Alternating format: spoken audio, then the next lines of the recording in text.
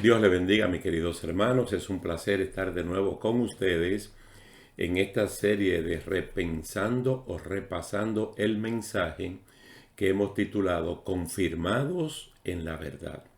Es para eso, para que estemos confirmados en la verdad presente. Poder rumiar un poco sobre el mensaje predicado el domingo anterior. En el día de hoy vamos a compartir con ustedes bajo el título El gran poder de la palabra de Dios. El gran poder de la palabra de Dios. Y la cita bíblica que utilizamos está en Marcos capítulo 4, versos 26 al 29. Así dice en la versión Reina Valera del 60. Decía además, así es el reino de Dios, como cuando un hombre echa semilla en la tierra y duerme y se levanta, de noche y de día, y la semilla brota y crece sin que él sepa cómo, porque de suyo lleva fruto la tierra, primero hierba, luego espiga, después grano lleno en la espiga, y cuando el fruto está maduro, enseguida se mete la hoz, porque la siega ha llegado. Esta parábola que utilizó Jesucristo en el único lugar que aparece de toda la Biblia, especialmente el Nuevo Testamento, es aquí.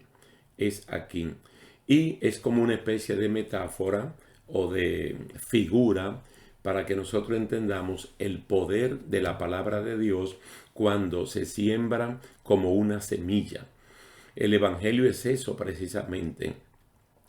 Una semilla que tiene un poder propio, inherente, intrínseco en sí mismo. Es decir, el Evangelio, como dice Pablo en la carta a los Romanos, en el capítulo 1, que es poder de Dios, y allí utiliza la palabra dunamis en griego, para hablar de un poder parecido a la dinamita. Entonces es equivalente al poder que tiene la semilla para poder germinar, para poder brotar, para poder dar una nueva vida. El Evangelio solo necesita sembradores que lo siembren, que lo esparzan a los cuatro vientos. Va a germinar sin que el sembrador de la semilla sepa el cómo, pero verá todo el proceso desde la germinación, o mejor dicho, desde la siembra hasta la cosecha de los frutos. Es algo extraordinario que en el poder creativo de Dios, que Él dijo que produzca la tierra todo tipo de plantas y que siempre haya semilla de acuerdo a su especie, y que eso se ha cumplido así al pie de la letra. Hay un poder enorme en una semillita de arroz, en una semillita de cualquier planta, de cualquier vegetal. Un poder intrínseco que solo necesita que lo siembren y que la humedad despierten, realmente despierten. El sembrador de la palabra de Dios es un creyente consciente. Y entonces cuando el sembrador siembra la palabra del Señor y ora, es como la humedad que va a tocar a esa semilla para que germine. Para que esto se pueda entender mejor en el mensaje, hablamos de que en Mateo capítulo 13, allí hay 8 parábolas y en 2 de ellas se habla de siembra y de semilla. La parábola del sembrador y la parábola del trigo y la cizaña fueron las únicas que Jesús tuvo que explicar, y en ambas se habla de la palabra. Porque o le preguntaron o él sintió que había necesidad de aclarar un poco mejor. Entonces el Evangelio es tan poderoso que Pablo dijo que es poder de Dios en acción para salvar a todos los que creen, a los judíos primeramente y también a los gentiles. Nada ni nadie puede hacer lo que la palabra de Dios hace, pues la palabra de Dios es viva y poderosa. Es más cortante que cualquier espada de 2 filos. penetra entre el alma y el espíritu, entre las articulaciones y la médula del hueso, deja al descubierto nuestros pensamientos y deseos más íntimos. No hay nada en toda la creación que esté oculto a Dios. Todo está desnudo y expuesto ante sus ojos, y es a Él a quien rendimos cuentas.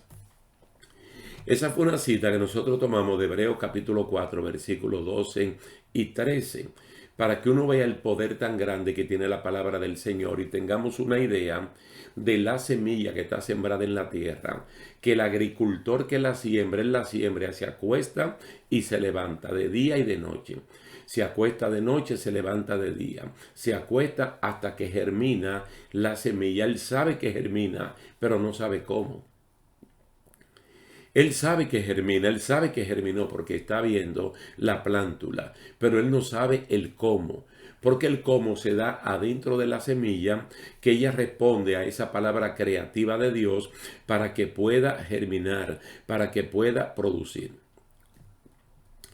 El apóstol Pablo lo expuso en todas partes que predicó y muchos judíos y gentiles aceptaron a Jesucristo como Señor y Salvador. Porque esa es la idea, lo que geográficamente estaban más cerca eran los judíos y había entonces que salir a predicar al resto del mundo. Entonces toda la escritura, absolutamente toda la escritura es inspirada por Dios y es útil.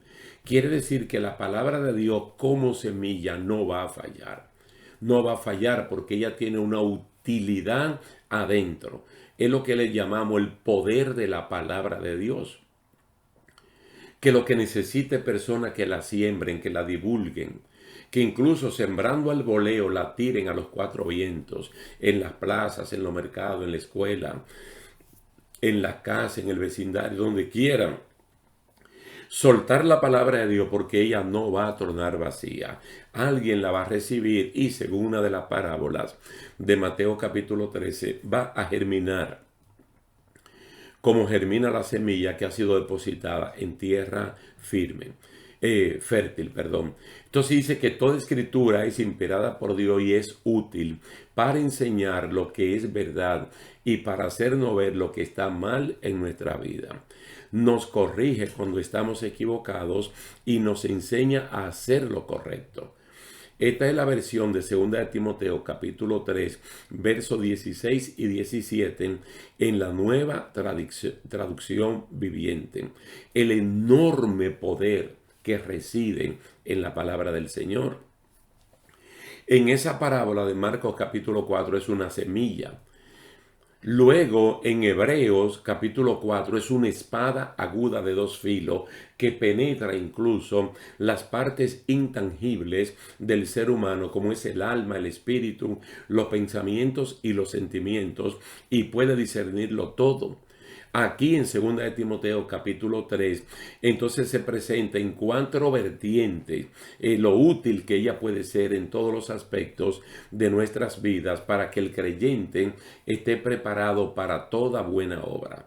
Quiere decir que la palabra de Dios como maestra tiene un poder educativo enorme que nos forma en otra persona. El Salmo 119, que es un salmo que honra la palabra del Señor en 173 versículos de 176 que tienen. En el 105, el salmista dice, tu palabra es una lámpara, tu palabra, o lámpara es a mis pies tu palabra, es guía para mis pies y una luz para el camino. No hay manera de que la palabra de Dios como lámpara nos equivoquemos en el camino. Fíjese que entonces hay como cuatro figuras, pero la central de ella es la palabra de Dios como semilla. Entonces lo que necesita es sembradores que la coloquen en el corazón, en el terreno de cada persona. Y puede ser un terreno cargado de piedra, lleno de espino, como sea, ella va a germinar. porque ella tiene un poder natural, tiene un poder propio que le permite inmediatamente, le es favorable el ambiente, germinar y como dice la parábola, entra en el proceso de que va a germinar, aquí le llama hierba o hierba, pero en la plántula un poco débil que va a ir creciendo y luego va a tener espiga y luego esas espigas se van a llenar en este caso de trigo y después que está maduro el trigo entonces lo que hay es que cortar porque llegó el tiempo de los frutos. Qué gran poder tiene la palabra del Señor. El énfasis final que dimos en el servicio era de que todos los creyentes asumamos nuestro rol de ser sembradores de la palabra del Señor, que es como sembrar esperanza en el corazón de los oyentes en un tiempo como este, que esto hace tanta, pero tanta falta. A mí me llenaría de mucha satisfacción si pueden tomar el tiempo para leer de nuevo esta parábola en Marcos capítulo 4, que es la única parte en toda la Biblia donde está, y que podamos reflexionar y tal vez comenzar a practicarlo con alguien que vive con nosotros bajo el mismo techo y que es un terreno que podemos sembrar con la palabra de Dios, que es una semilla que tiene un poder tan grande que tarde o temprano va a dar los frutos que Dios espera que dé. Así es que lo vamos a dejar hasta aquí por el día de hoy, dándole las gracias a Dios y a usted también por la atención dispensada. Y esperamos en el Señor vernos en una próxima ocasión. Dios les bendiga.